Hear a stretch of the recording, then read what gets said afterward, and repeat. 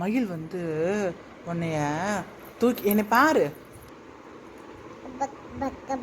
உன்னை தூக்கிட்டு போன எப்படி அம்மாவை கூப்பிடுவ?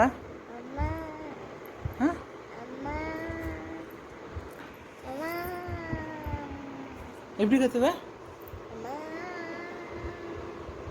அப்படிதான் பொறுமையாக கத்தணும், அம்மா கேட்காதே, சத்தமாக எல்லாம் கத்தணும். எப்படி கத்துவ?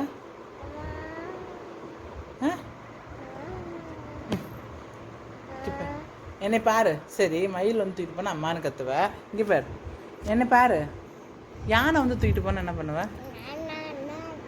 யானை வந்து தூக்கிட்டு போனால் என்ன பண்ணுவ? அம்மா எப்படி கூப்பிடுவ? அம்மா எப்படி கூப்பிடுவ? யானை வந்து உன்னை தூக்கிட்டு போனால் எப்படி கத்துவ?